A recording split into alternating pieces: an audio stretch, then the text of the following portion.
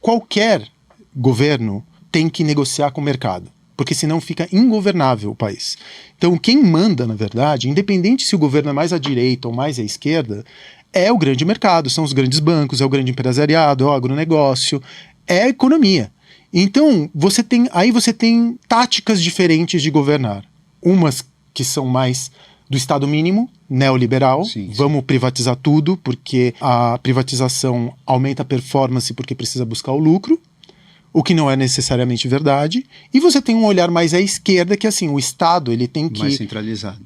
O Estado ele tem que prover, tem que diminuir a desigualdade social histórica. Porque a gente não começa hoje. O Brasil já começou com desigualdade social desde o momento que ele foi invadido e não descoberto. Então você entra num campo onde as populações negras, indígenas, as mulheres, elas são injustiçadas historicamente. Eu acho que é dever do Estado dar um mínimo de equidade. Uma educação de base forte, saúde, segurança, direito à alimentação, eventualmente direito à moradia, são que, na minha opinião, e eu não sou comunista, eu não sou socialista, eu sou capitalista, eu gosto de lucro. Só que para eu conseguir viver bem nesse país, e para eu ter mercado consumidor, e para eu não ter que ter um carro blindado, e para eu não ter que morar num castelo, eu prefiro perder alguns dos anéis para não perder os dedos. Porque se a desigualdade social continua crescente tal como ela está acontecendo hoje, vai acontecer um apocalipse. Exato. A tessitura social vai se dissolver. Sim. E aí salve-se quem puder. Sim. Então eu não quero chegar nesse ponto.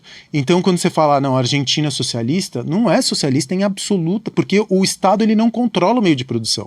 Você pode falar que um Estado é socialista... Pode ser, é mais centralizador do que o Brasil. Mas não deixa de ser também cadelinha do FMI, como a gente é. Sim, não deixa de ser cadelinha do sistema financeiro mundial. Sim. Mas aí talvez limitando quem vai participar da patota. Mas aqui no Brasil não se limita? Aqui limita menos um pouco. Como assim? Você acredita em meritocracia, Duprá? Eu acredito em meritocracia. Então você acha que uma mulher negra que nasceu numa comunidade na favela, que é abandonada pelo pai das crianças, que tem 2 filhos, ela pode ter um QI de 170 pontos.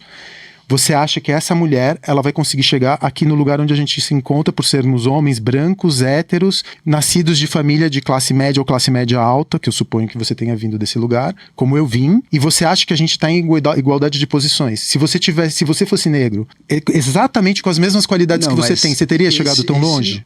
Ou se você fosse uma mulher trans, você teria chegado nesse lugar tão longe quanto você chegou, com o mesmo cérebro? Sim, você está mudando um pouco o conceito da meritocracia. Não, a meritocracia é a sociedade governada pelo mérito. Aqueles que têm melhores qualidades ou que são mais capazes em um determinado campo, eles têm acesso às posições mais altas dentro daquele campo, única e exclusivamente pelas suas qualidades intrínsecas. O que eu estou querendo dizer é que os fatores sociais ou os fatores do entorno impactam mais do que as qualidades intrínsecas, porque você pode ter nascido com um cérebro de 170 pontos de QI. Se você não recebeu proteína, se você não teve estímulo quando você era pequeno...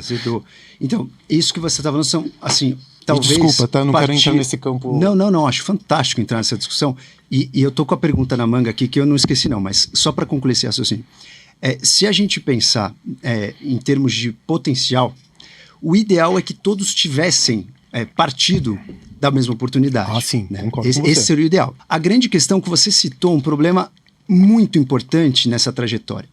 A partir do momento, e aí que talvez, na minha opinião, é a chave do futuro, né?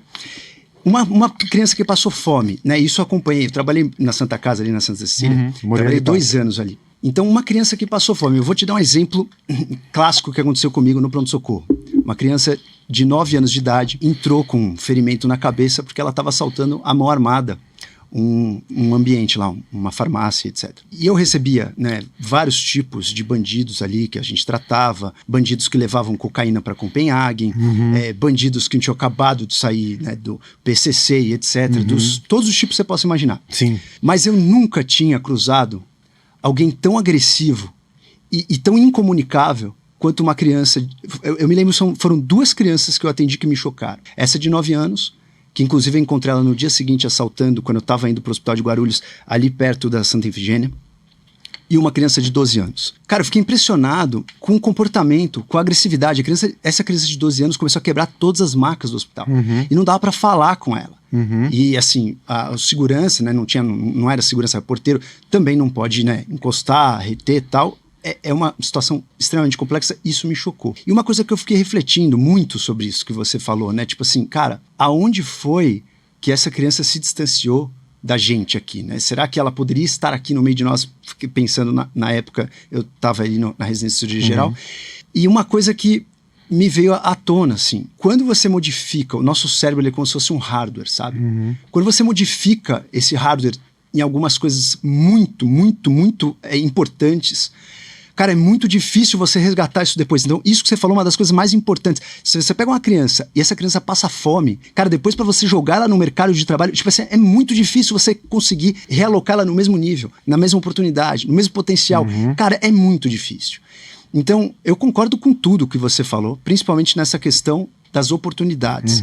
Mas isso não significa que eu aniquile o meu critério de meritocracia. Obviamente, se você parte de um princípio que todos tiveram uma oportunidade, né, diferente. No Brasil? Não, todos tiveram oportunidade diferente. Óbvio. Seja no Brasil, seja na China, em qualquer lugar. Não, em alguns países as oportunidades são mais niveladas. Por exemplo, sei lá, na Escandinávia. Nunca vão ser, porque um nasceu de cesárea, outro de parto normal, um nasceu com Apgar 10, outro nasceu com Apgar 9. Tipo assim, a partir do momento que você nasce, já existe uma diversidade. Mas aí quando você tem as mesmas condições...